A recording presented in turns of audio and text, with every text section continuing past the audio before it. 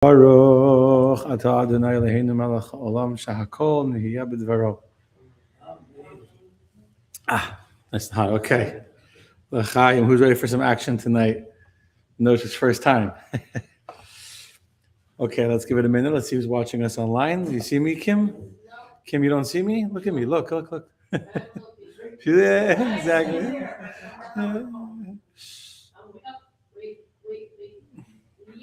You see me? Okay, make a comment. If you are watching on my personal page, or if you are watching on the Chabad page, chabad.org, send a comment. Let me know where you're watching from. We are live here in Coral Springs. Baruch Hashem.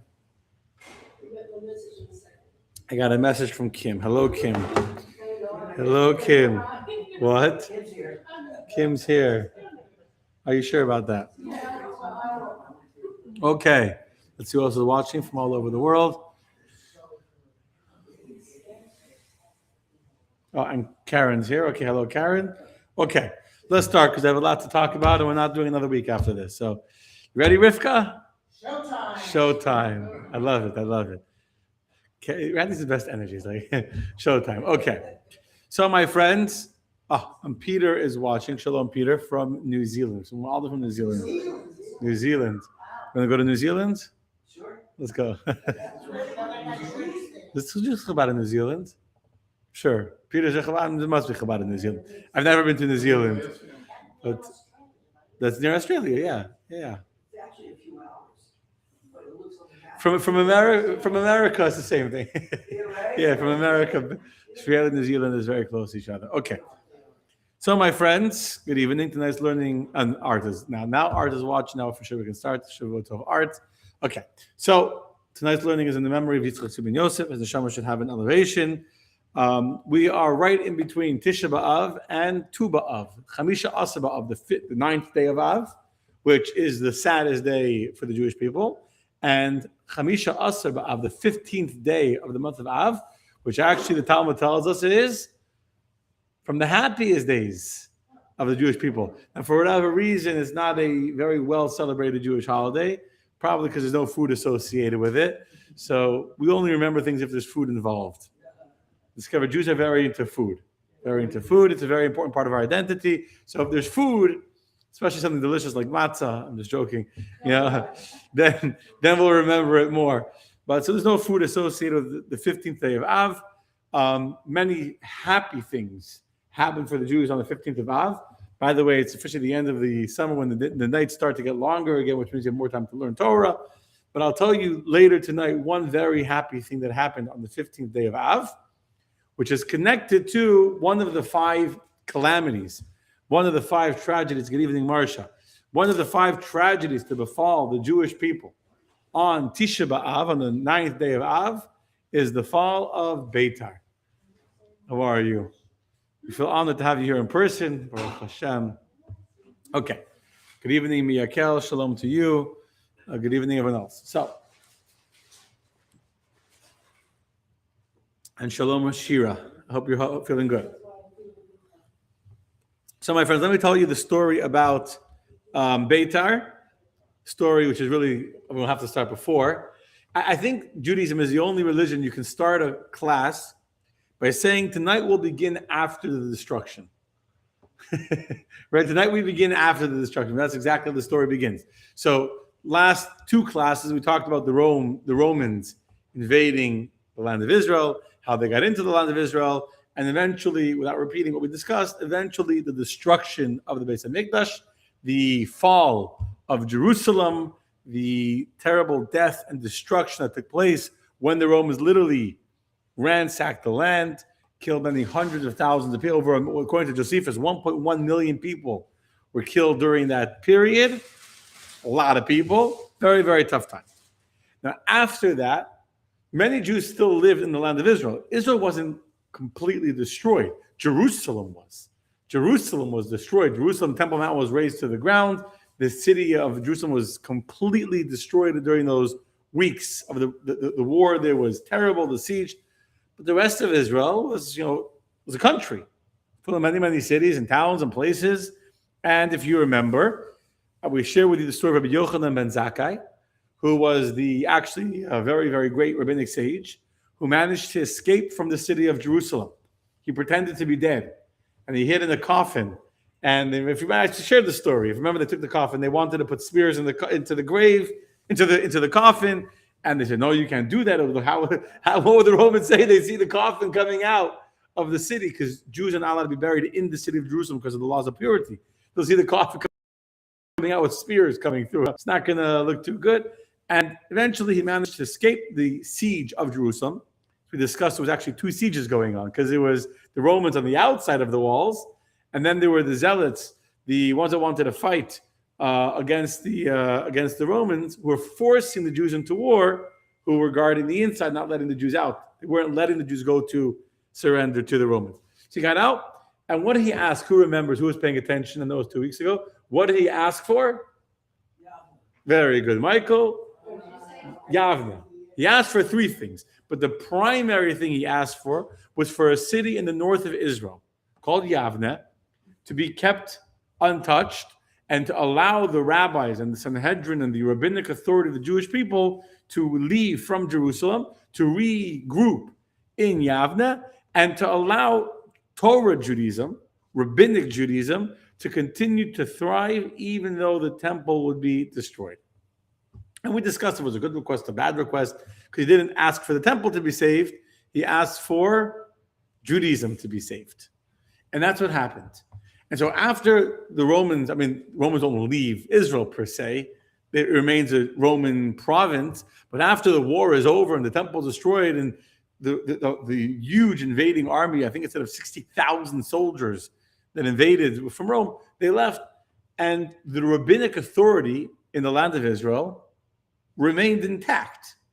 They were politically a non-entity. There was no political entity of Israel. We were paying taxes to the Romans. We were under the authority of the Romans, but there was rabbis. There was tremendous Torah scholarship. There was learning. There was Jewish observances. There were holidays. There was Shabbat and kosher and shuls and people gathering and praying and learning.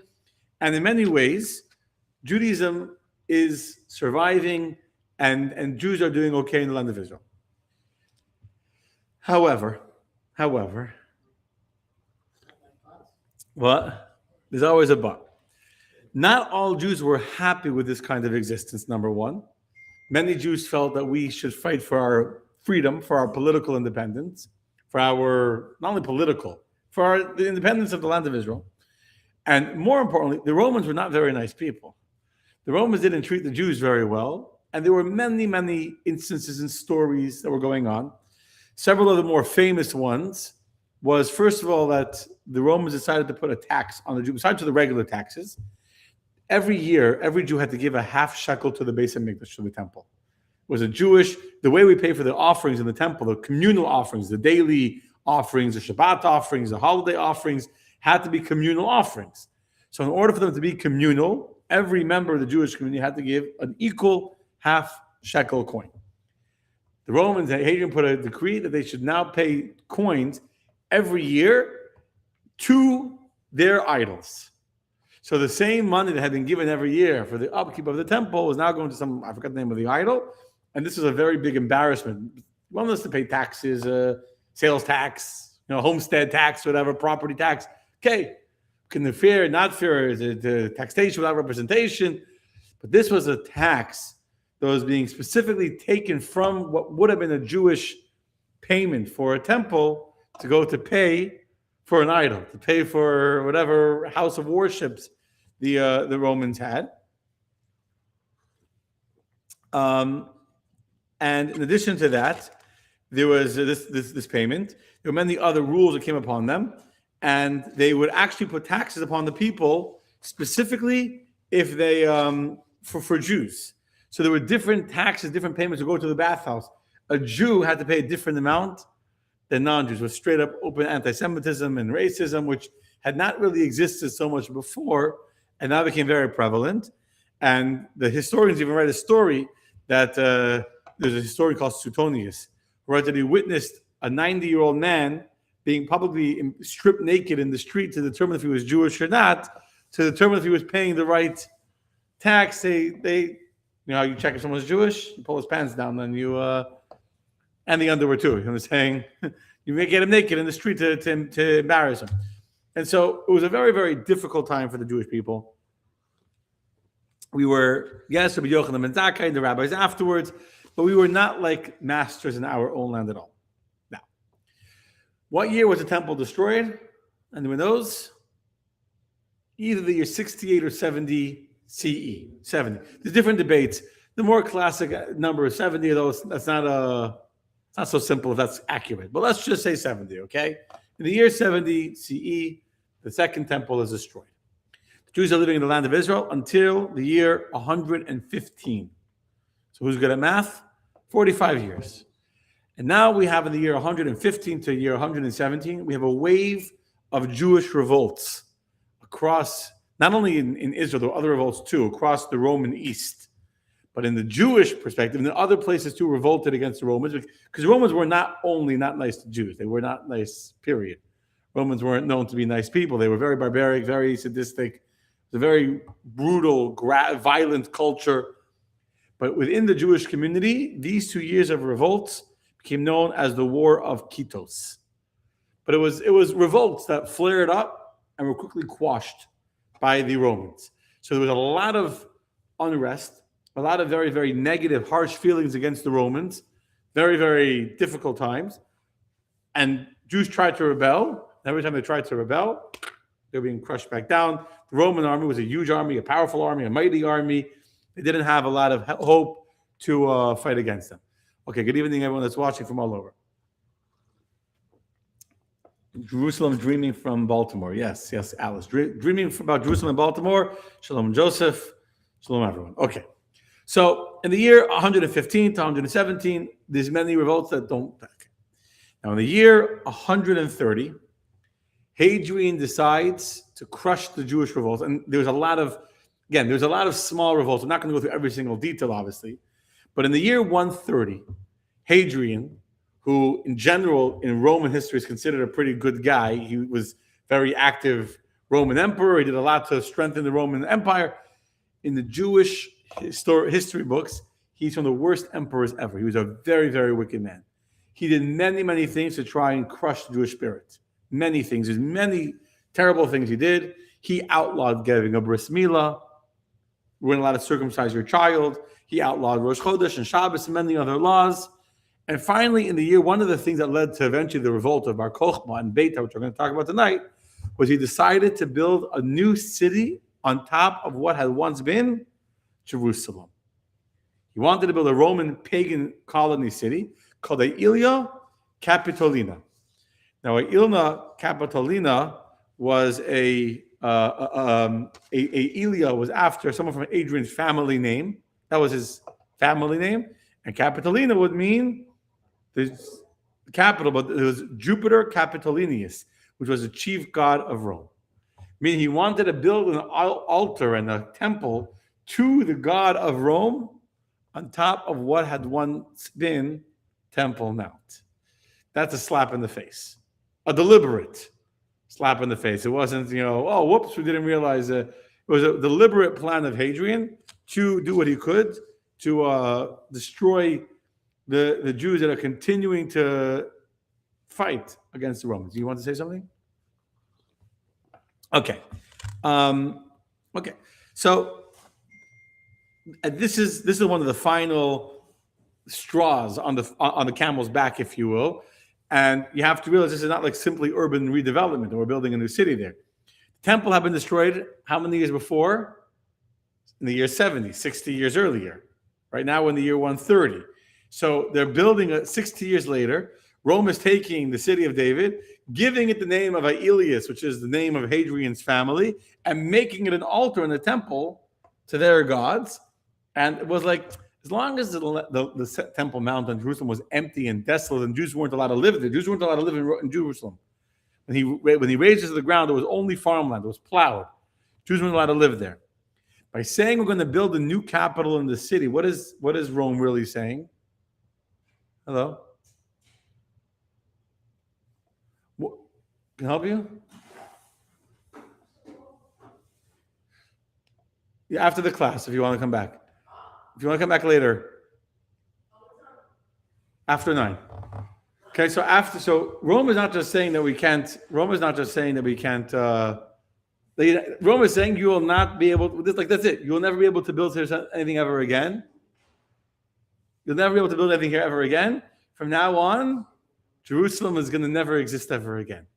You understand? It's like as long as it's an empty field, there's always a hope. Jerusalem right now is destroyed, but one day it'll be rebuilt.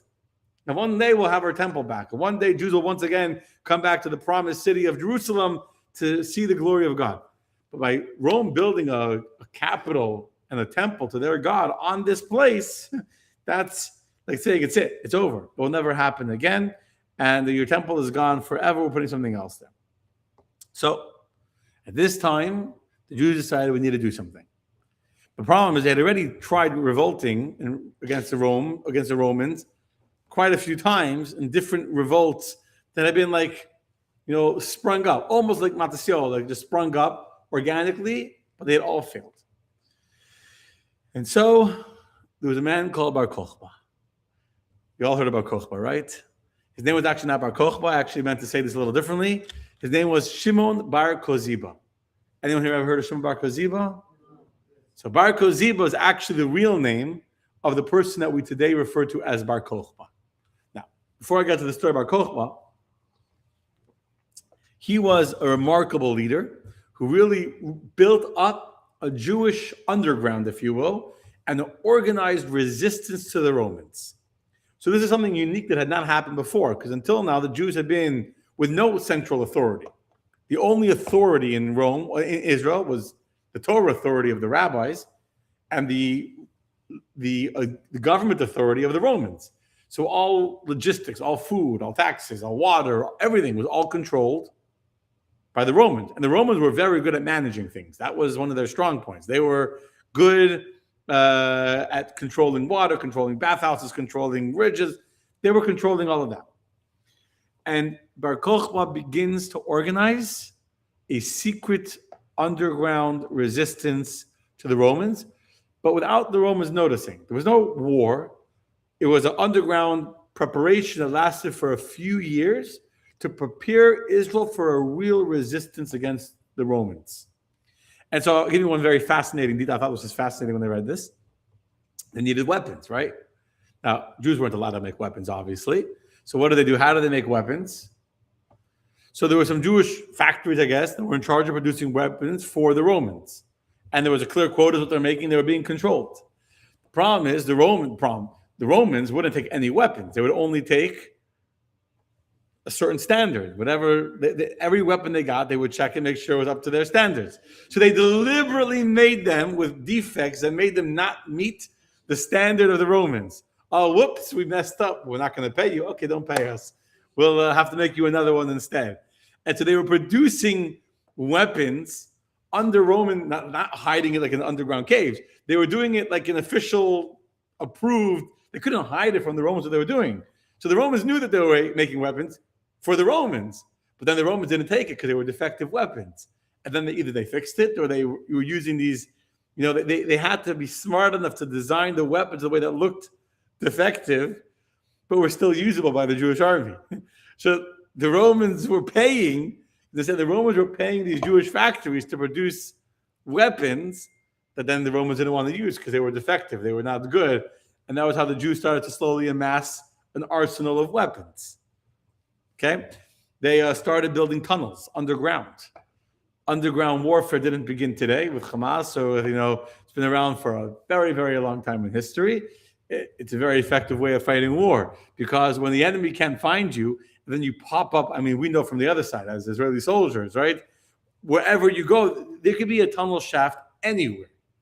It makes it very difficult, very scary. You need a lot of soldiers to protect yourself. And if you're not careful, sadly, we know this time Israel has learned from its previous losses.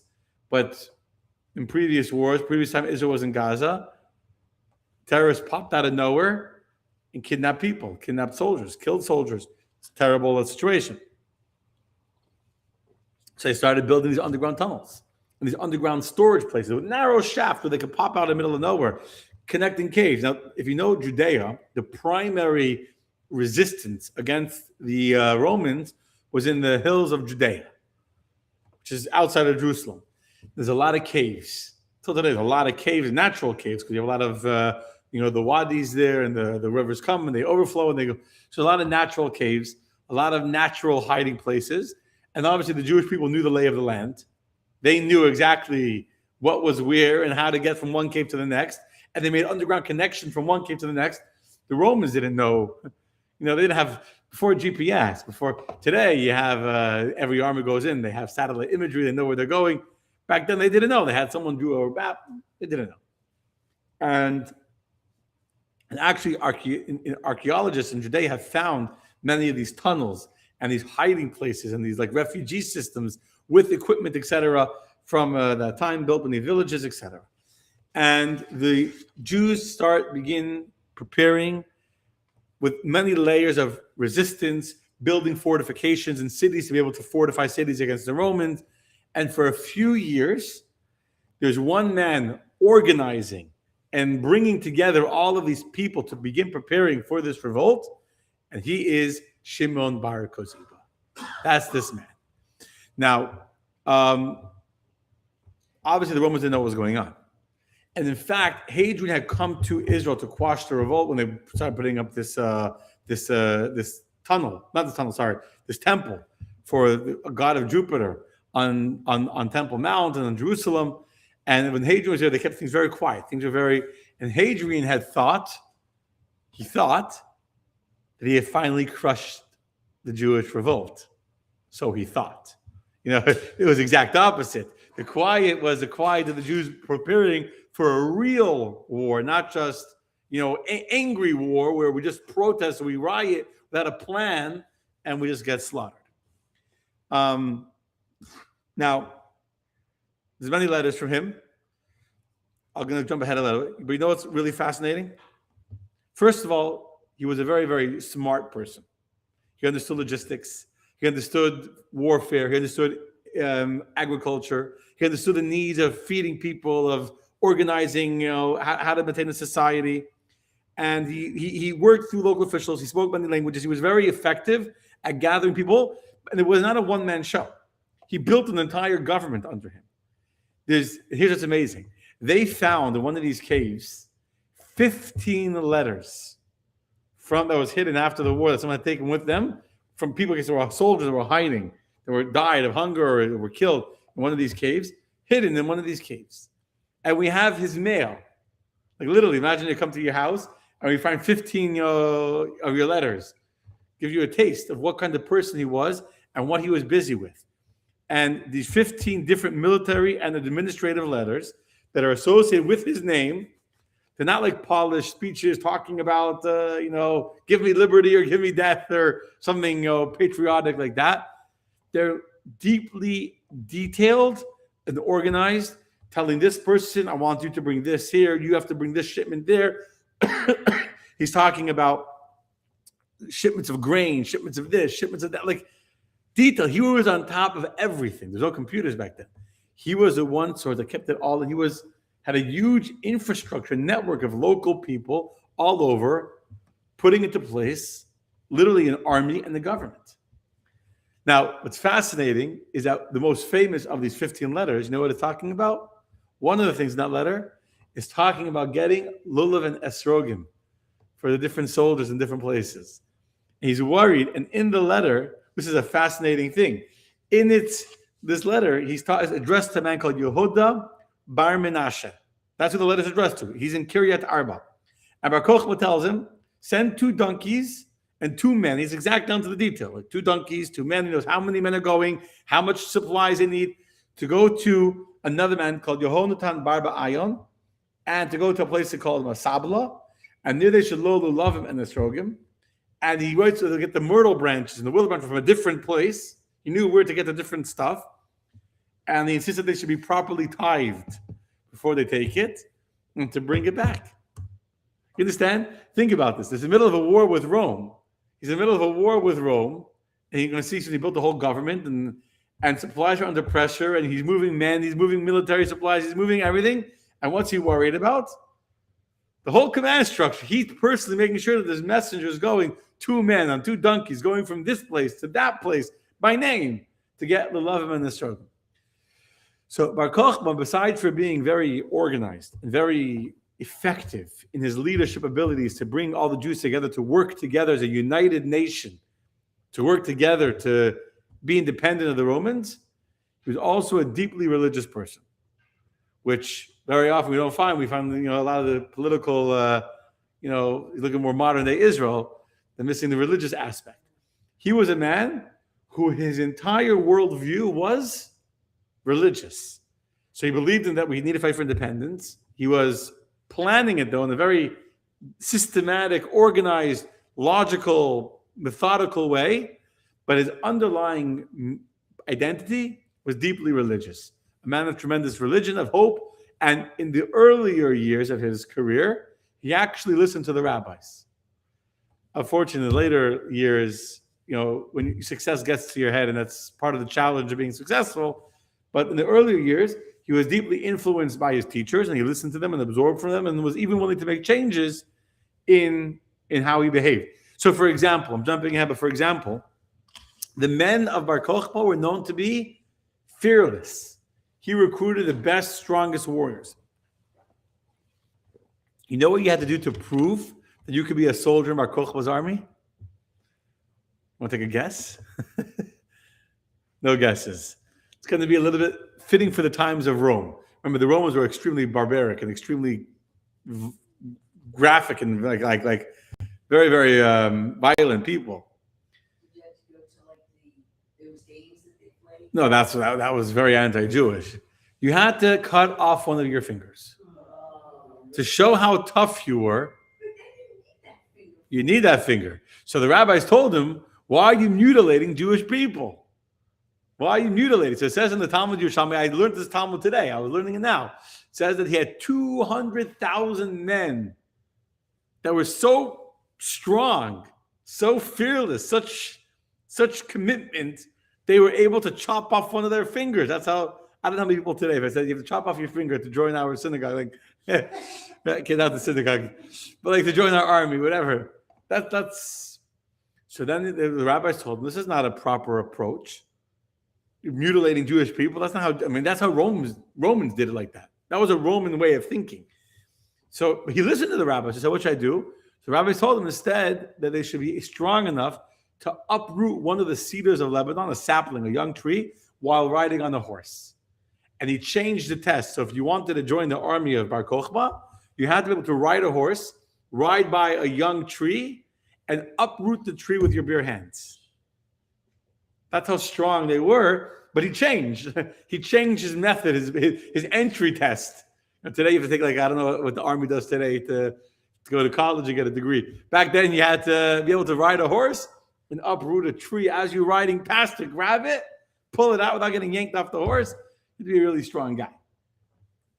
That was how you got approved and were allowed to enter into the army of Bar Kochba. Okay.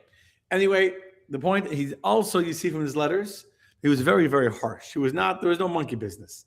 He was very charismatic. He inspired the people, but he understood that when you are running a country and you're trying to lead a revolt, you got to, and you see clearly he was a man, had no patience. He was very direct, very demanding, very motivated. And you read the letters, all the different instructions about wheat and salt and animals, etc., etc. One of the letters is actually in Greek, of the 15, not in Hebrew.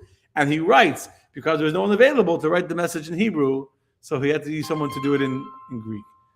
Meaning, so he's very educated and knew a lot of languages and knew a lot of different people, different styles. A man of many, many, many talents. Many talents.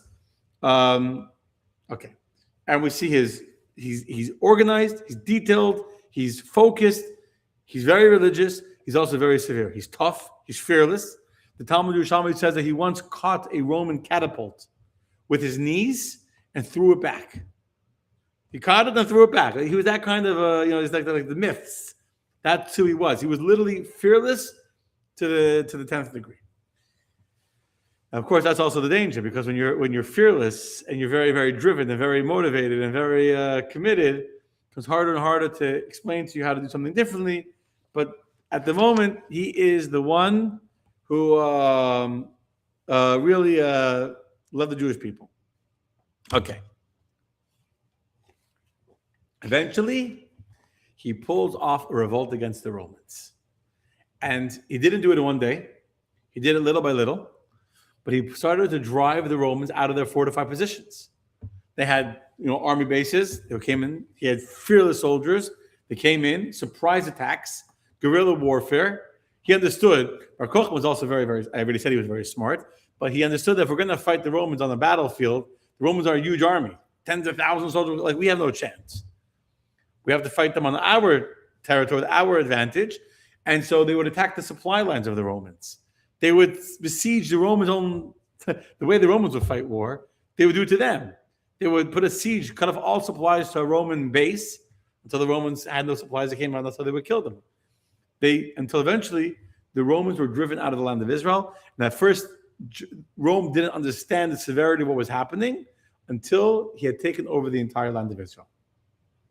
Taken it over. And actually, for 3 years, Bar Kochba's revolt is successful. And the beginning of a new independent kingdom begins to grow in Israel under the leadership of Bar Kochba, or Shimon Bar Kochba, which is his real name. And there were actually coins minted with his picture on them.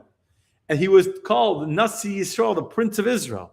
He was called a Nasi, he was called a prince. That was his official title that the Jews gave him.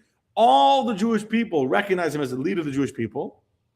We'll get to the Mashiach in a second, but he was a recognized prince and leader of the Jews, the Nasi. The rabbis respected him, the Jews respected him. Everyone understood this is a man who's going to fight for the Jewish people. And he became the de facto king, leader, president, whatever you want to call him.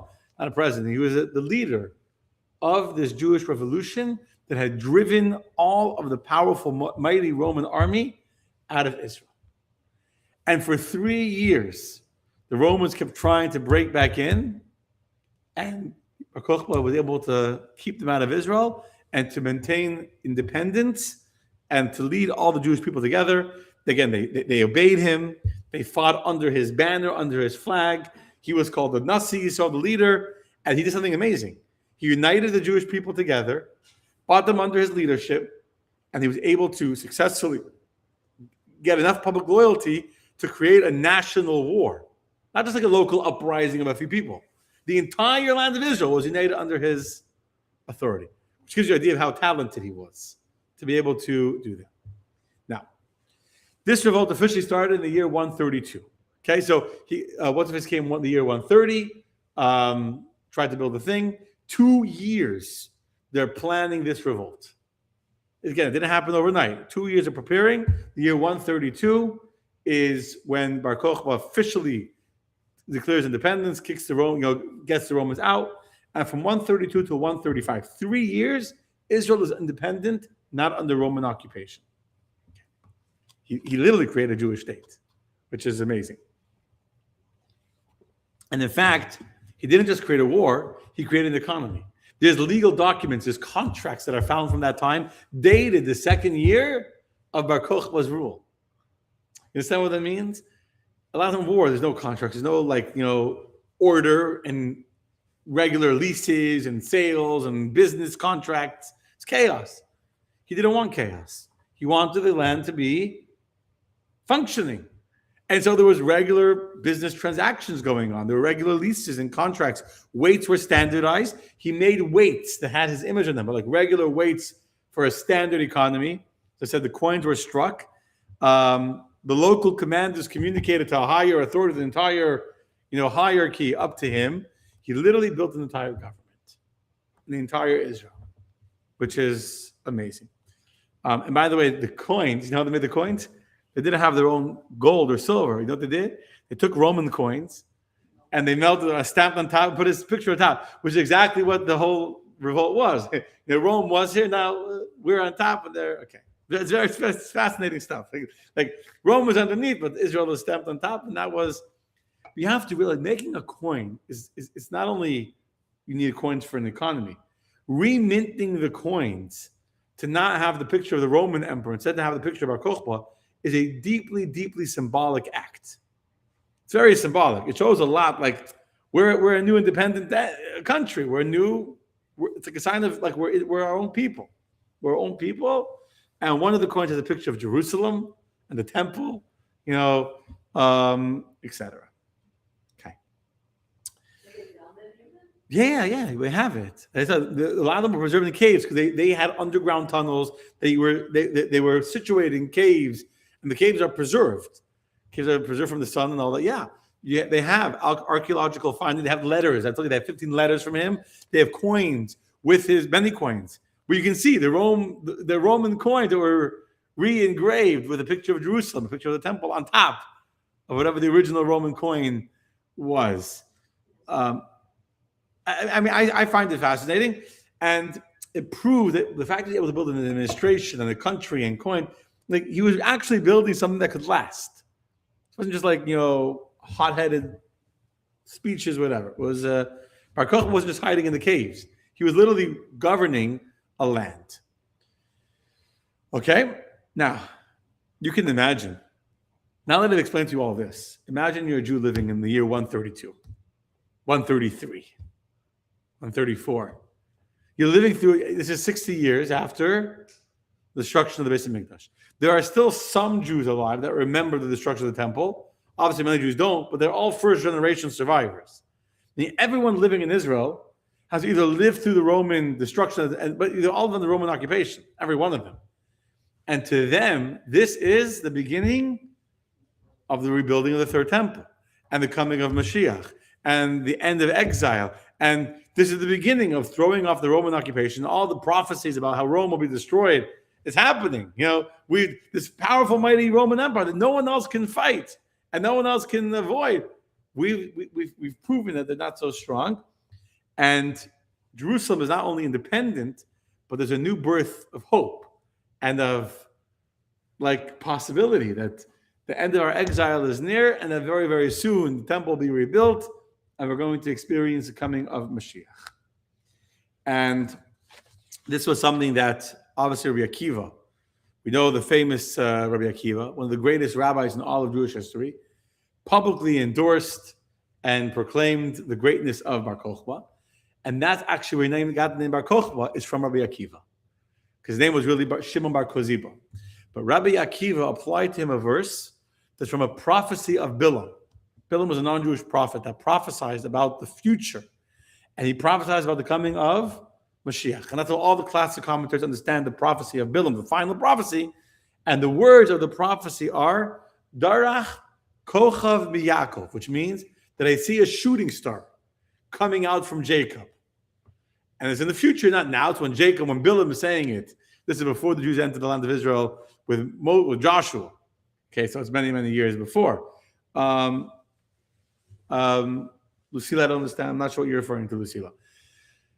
So he prophesied many, many years before that one day in the future, a shooting star will come out from Jacob, and that will be Mashiach. So he said, Rabbi Akiva said about Bar Koziba, that he's not Bar Koziba, he's Bar Kochba. From this word Kochav, the shooting star of Jacob, he became known as the shooting star of Jacob. And this was a name that Rabbi Akiva, he didn't say himself, I'm Mashiach. Bar Kochba, Rabbi Akiva said he could be Mashiach. Now, I will tell you, for the sake of honesty, not all the rabbis agreed with Rabbi Akiva. There was another rabbi at that time who said to him that Rabbi Akiva, you're wrong, and his name was in front of us, Rabbi Yochanan ben Torta. Rabbi Yochanan ben Torta, he said to Rabbi Akiva that grass will grow on your hands before this man is Mashiach. Not everyone accepted him as Mashiach, but everyone accepted the idea of Mashiach. The question was if he would be the Mashiach or not. But the point is that, and we don't know exactly how many rabbis said this, how many said that, but many of the Jewish community, many of the rabbis, including the most famous of rabbis, Rabbi Akiva, didn't just support him as a ruler and as a revolutionary, but they literally supported him as a Mashiach. And when the Rambam talks about Mashiach, the Rambam brings an example from Rabbi Akiva supporting Bar Kochba, and he says, from here we see that what does Mashiach need to have? They don't need to be a miracle worker. They don't need to be able to fly on the magic carpet and on flying clouds and walk on the water. What do they need to do?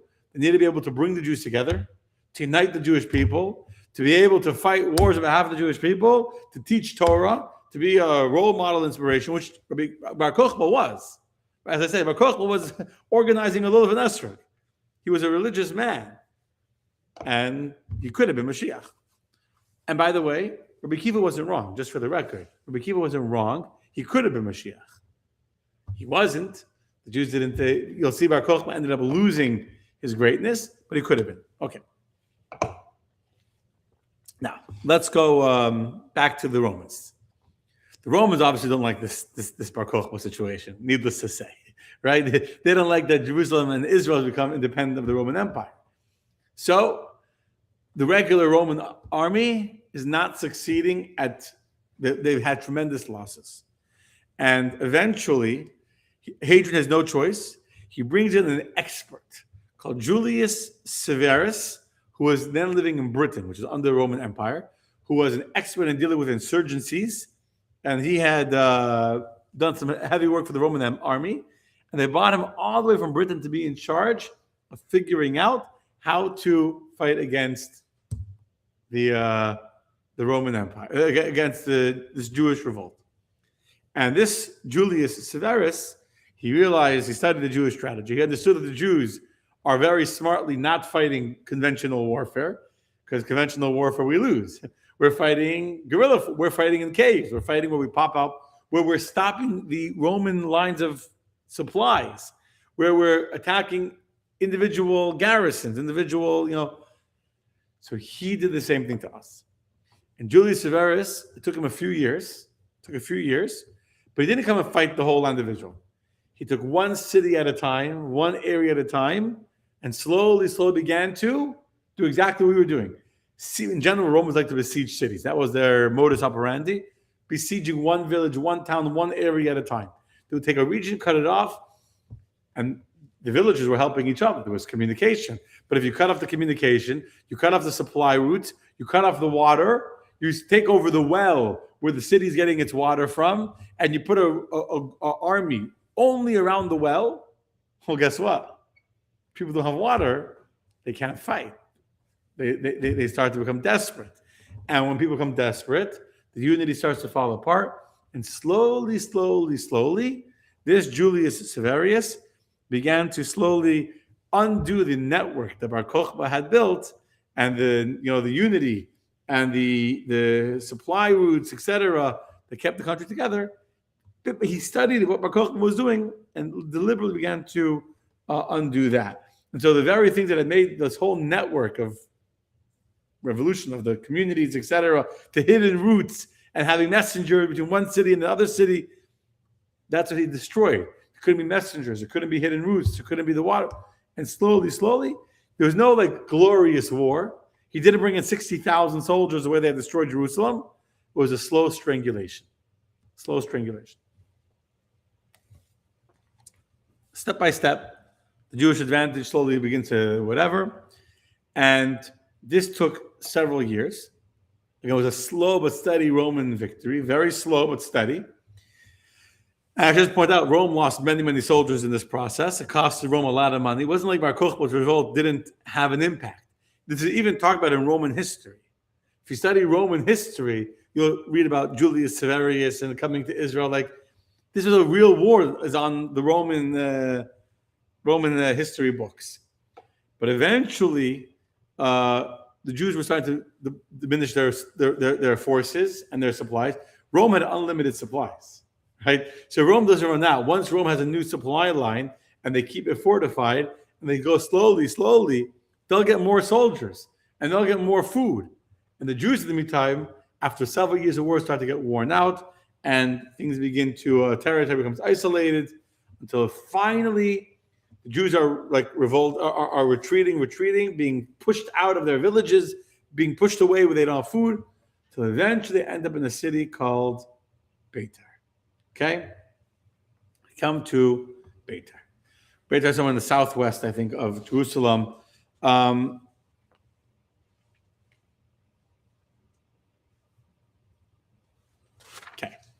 Now, Beitar was a fortified Jewish city in the Judean hills. It had been a regular city. It was not like Masada, which was it was a regular city, which was very well fortified because they had built fortifications against the Romans, and Jews from all over Israel were gathering into Beitar. Beitar endured a prolonged siege for several years. And actually, according to the Talmud Yerushalmi, the emperor, the Roman general, Julius Severius, was almost ready to give up on Beitar. He was fighting for so long, and the Jews in Beitar were so committed, they weren't going to give up no matter what. That he was almost at a point of giving up and going back to Rome and declaring defeat against the Jews. That's how close. You know what happened? It's not going to be a happy story what I'm about to tell you. None of these stories are happy. It's not going to be a happy story.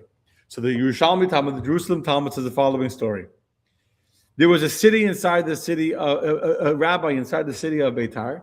His name was Rabbi Elazar Hamodai. He was actually an uncle of Bar Kochba. By the way, we don't know a lot about the family of Bar Kochba. We don't know about his childhood, where he came from. We don't know who his father was. We don't know, where he grew up. There's not much of his history, just how he governed. But anyway, this Rabbi Elazar Hamodai would pray and fast every single day for the people of Beitar to be spared from judgment from judgment. He would daven to Hashem. He would fast all day and he would say to Hashem, Hashem, please don't sit in judgment today. Please don't sit in judgment today, and the city will be spared. And the Romans were unable to get into the city. And after 3.5 years of siege, and the Roman general was almost ready to give up, a Kuti, which is a non-Jew that was living in the area, saw that the Romans were getting ready to pack up their bags and go home. And he says to the general, don't go. I have a way to make the city fall. So what's the way? He said that the city's spiritual protection is this Rabbi Elazar Hamodai. Let me get rid of him, and then the city will fall. So how does he get rid of him? And here you see where always our fall, always, in every story, we could be so strong, and the Romans could be outside the walls. As long as Beitar was united, the Romans couldn't break the walls. Just like Jerusalem, as long as the Jews would be together, Romans have been able to break into Jerusalem. They only were able to conquer Jerusalem because the Jews inside were divided between the zealots and the moderates and those that wanted to fight Rome and those that wanted to surrender to Rome, those who were going to kill other Jews to achieve their objective because they were so convinced that their way was the right way, that any other Jew who thinks differently is a traitor and a terrible person. And although not as dramatic, but the same thing happens over here.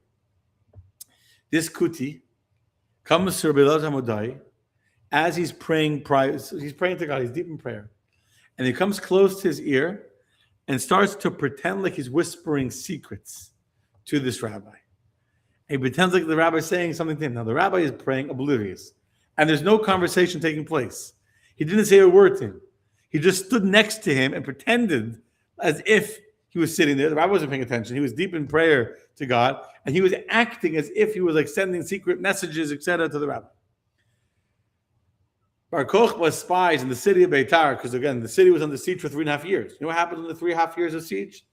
Everyone started to not trust everyone. Everyone starts to become very, tensions start to get very, very high, and people's patience wears very thin. And it's when you're stuck in a city for 3.5 years, people get, a little antsy. So he had spies because he didn't trust anyone, and the spies came and said there was a Kuthian, a non-Jew, was having a secret conversation with Rabbi Elazar when he was praying by the walls of the city. So they go and they find this Kuthi and they arrest him and say, what were you talking to Rabbi Elazar Hamodai about? So he says, I can't tell you. If I tell you, you'll kill me. And I say, if we let you go, and if I do tell you, the Romans will kill me. If I don't tell you, you'll kill me. If I do tell you, the Romans will kill me. So what should I do? So he said, I'll tell you, so at least that you won't kill me. He said he's planning to help the Romans invade the city of Beitar. He made up a story. Okay? Bar Kochba was very, very angry. He comes to his uncle, actually. It's his uncle. Rabbi Elazar Modai, he starts to scream and says, what were you talking to that Kuthi about? Rabbi Elazar Modai has no idea what he's talking about.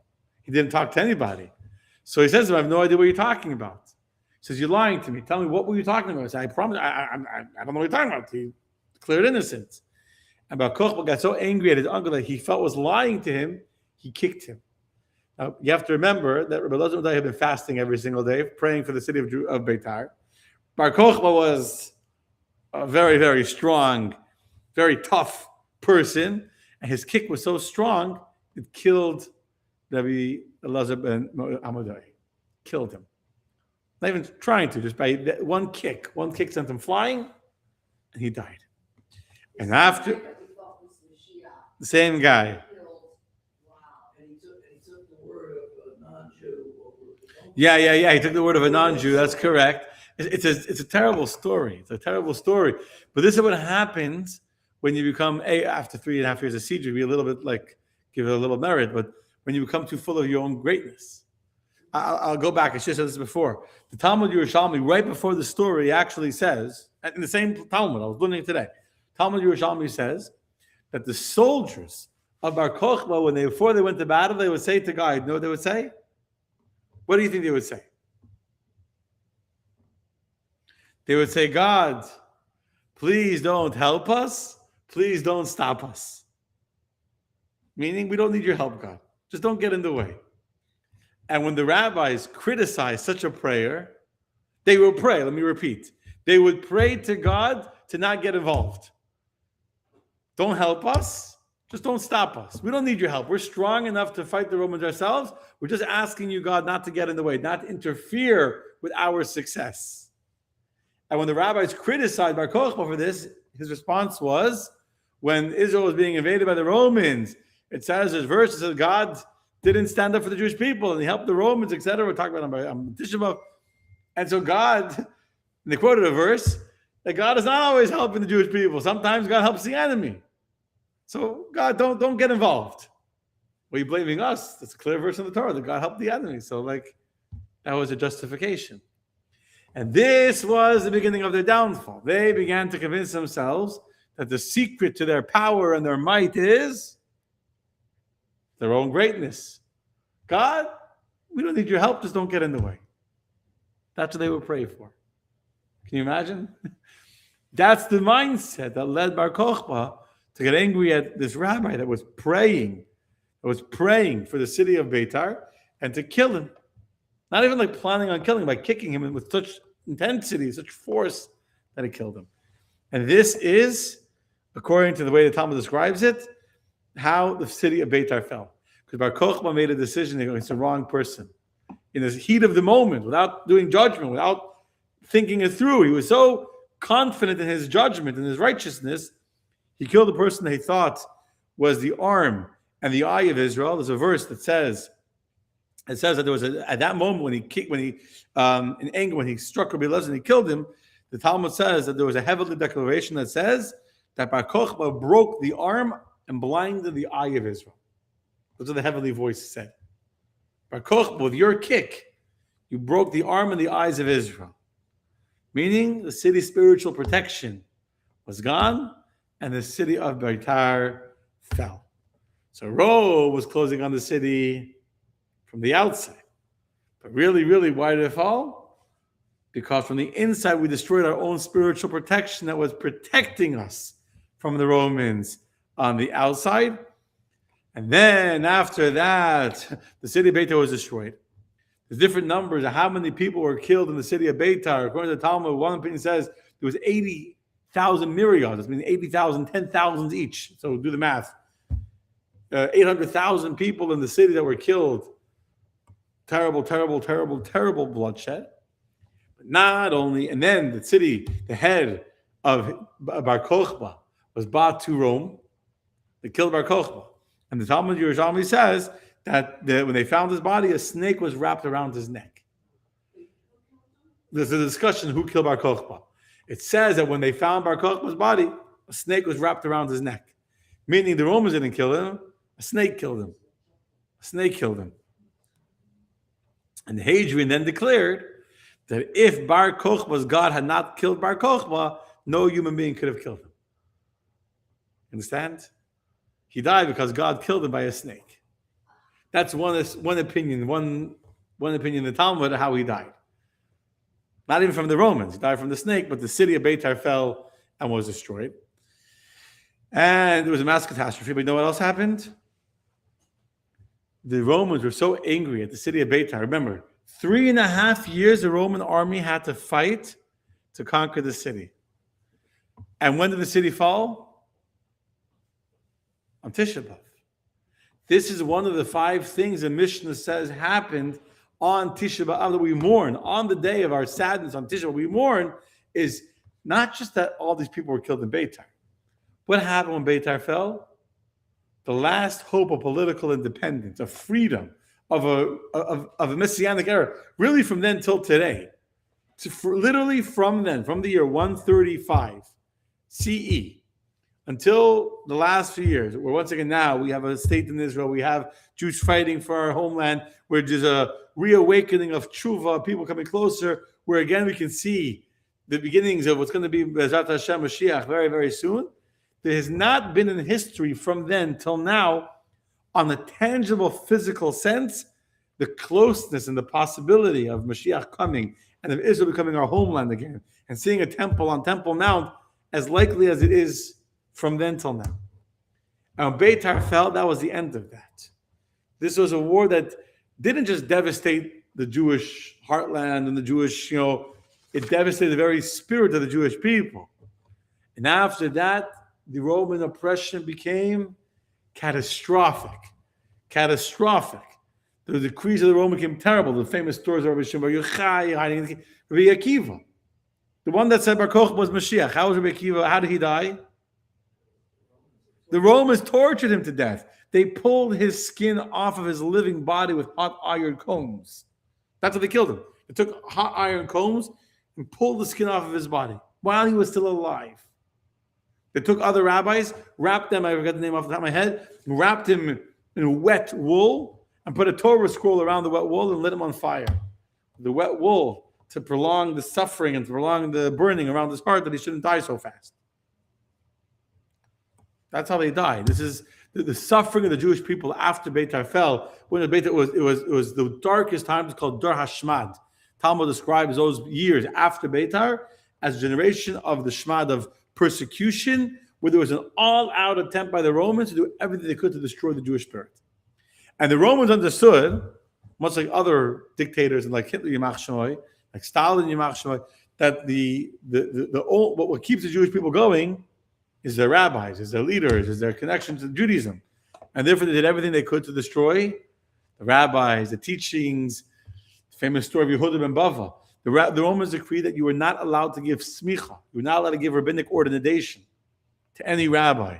Stop the future of all rabbis in Judaism. Smicha, up until that point, in a direct line after line, teaching from student, from Moses to Joshua, from Joshua to etc., till Rabbi Yehuda ben Bava. Rabbi Yehuda ben Bava, he knew that the end was near. He saw what was happening. He took 5 of his best students out to the hills somewhere. Rabbi Meir, Rabbi Akiva, I forgot the 5 names off the top of my head. It's in Pirkei Avos. He took them out to, it's in the Gemara. He took them out to the field. He gave them smicha out in the hill somewhere. In the meantime, the Romans found out what he was doing, and the Roman army came after him. He told his 5 students, you run in 5 directions, flee, and I'll stop the Romans. And he stopped them. He stood in the path, in the way, on the road where the Romans were coming. And they came and they saw this old man standing and said, what do you? And he pretended like he was old and senile, like he didn't know what they wanted from him. And eventually they realized who he was. And it says that they riddled his body with spears like a sieve. Sieve, how many holes are there in the sieve? A lot. That's how many holes were in his body from all the spears that the Roman army put through him. He literally single-handedly blocked the path. The Romans shouldn't go further, so his students could escape and continue Jewish teaching and Jewish rabbinics. And he died to continue the chain of Judaism afterwards. So, the Romans, something else terrible that they did, this is very connected to now, they were so angry at the people of Beitar that made them fight for 3.5 years to conquer the city that they made a decree. No one from the city of Beitar was going to be allowed to be buried. They made a rule. All the people that were killed, 800,000 people, whatever the number is, different opinions what the number is, were not allowed to be buried. And they sat unburied for, I think, 12 years. I'm going to double check the number right now. They remained unburied for many, many, many years. I think it's 12 years. Until you ready for this? On Tu B'Av, on the 15th day of Av, which is tomorrow night, is when the Jewish people were finally given permission. After Hadrian died, there was a new emperor that became over the land of Rome, and he gave permission for the land of Israel, for the people of Israel to bury the people of the city of Beitar. And when they finally came into the city, the Romans were guarding it. They couldn't even go into the city of Beitar. And when they came into the city of Beitar to come and to bury them, they saw two miracles happened. One, they were allowed to bury the dead. Number two, that none of the people at Beitar had decomposed during the course of that year or years. There's different opinions how many years it was till they were buried. So I'm reading here, some say it was 1 year, from the 9th of Av of the year 135 until a year later, Tu B'Av, or some say it was more. But either way, on Tu B'Av, on the 15th day of Av, tonight is the 14th of Av. Tomorrow night, Tuesday night, Wednesday, is the day when the Jews of Beitar were finally buried. And when the rabbis came in to do this burial of these tens of thousands, if not hundreds of thousands of Jews in Beitar that had been killed, and they saw the miracle that God had not allowed their bodies to decompose and become food for, wild animals, or just melt and decompose in the heat and flies and all that, and their bodies were still intact, they made a special blessing. And in fact, every single time that we make a benching, every single time we eat bread, and after we eat bread, we make the Birchat HaMazon, make a blessing after the bread, right? So the first blessing is blessing God for the bread. Second blessing is praising God for the land of Israel, right? Ala Aretz ve'ala Mazon. The third is on the rebuilding of Jerusalem, and that was all the benching was. Those three blessings: one by Joshua, one by Moses, one by Joshua, one by King Solomon. And then when the rabbis came and saw the people of Beitar were still not decomposed, they added a new blessing, the fourth blessing of the Birchat HaMazon. Baruch Atah Hashem. It's called Hatov v'Hametiv. Hatov means, what does Hatov mean? The good. V'Hametiv, no, that's mace, is dead. Metiv is the same word as Tov, but in a different grammar. Metiv, who does good. Baruch Hatov, blessed is the one who is good. V'Hametiv, and who does good. I mean, you can be good, but it doesn't mean you do good, right? I mean, usually go hand in hand with. So blessed is the one who is good and who does good. So Hashem, there was a double blessing. Baruch Hashem Hatov, who allowed us finally to bring a proper, dignified, kosher burial to these people that died fighting for the land of Israel, fighting for God. The Hametiv, who does good, they did not allow their bodies to decompose. And we still say that till today. And so this is what I want to end with. First of all, it's an amazing thing just to think about the fact that we're not just telling you the story of Tisha B'Av and the destruction of Beitar, but also the celebration and the commemoration of the miracle that happened tomorrow on the 15th day of Av, when we were able to go into the city and see how God had preserved all those tens upon hundreds of thousands of dead people that had not decomposed or decayed in the heat of Israel through the summer. You know how hot it is outside now in Israel? So 15th of Av is dry, but still it's hot. And animals come, and mosquitoes don't care if it's dry or wet. But together with that, as Marshall kind of said, when the Romans destroyed Beitar, what did they think? They thought Beitar is over. The Jews are over. They're going to build a capital on Jerusalem, going to be called Aelius Capitolina. They're going to build a big, big temple to their god called Jupiter Capitolius. But guess what? The city Aelius Capitolina never happened. It never got off the ground. It fell apart. It never made it. In fact, by the way, we talk about the foxes dwelling in Jerusalem. There was never any government in any history that was ever able to make a place out of Jerusalem aside for the Jews. You know, all the nations that conquered the Jewish people, Persians, Greeks, the Romans, No, only Israel is Jerusalem is like a city that's only loyal to the Jews. Anyone else comes. Mark Twain describes when he came to Israel as like a wasteland, or a swamp. Only the Jews can make Jerusalem beautiful. But they thought Jerusalem would become some new city. It never happened. Today, some 3,000 years later, guess what? You come to Jerusalem today. It's 19 centuries later. It's nothing. It's 19 centuries later. 19 centuries later, Rome is history. We have an Ark of Titus somewhere. Hadrian doesn't exist. Aelis Capitolina doesn't exist. And the Jewish people are once again living in Jerusalem. Once again, we're studying the Torah and the teachings of Rabbi Akiva. And we're still mentioning Jerusalem in our blessing after the bread. And we're still mentioning the miracle of the deceased and the murdered Jews of Beitar, who were not allowed to be buried until the 15th of Av. And during all that time, their bodies remained whole and complete and had not decomposed. And so this, I think, is an amazing thing. It's not the victory Bar Kochba expected. That's true. But it's also a victory that Rome never, ever, ever imagined could have taken place. Is the victory of the Jewish people against all odds, against all empires, to once again be back in our homeland, once again back in our capital city, Jerusalem, once again celebrating and thanking God, Hatov v'Hametiv, God who is good and does good to us, who gave us a sign of his love and his protection, even when we were punished, even when the city was destroyed, so God is still watching over us. We're still not abandoned. And we'll never be abandoned. Until very, very, very, very soon with the coming of the third temple and Mashiach, God willing, the Karov Mamish.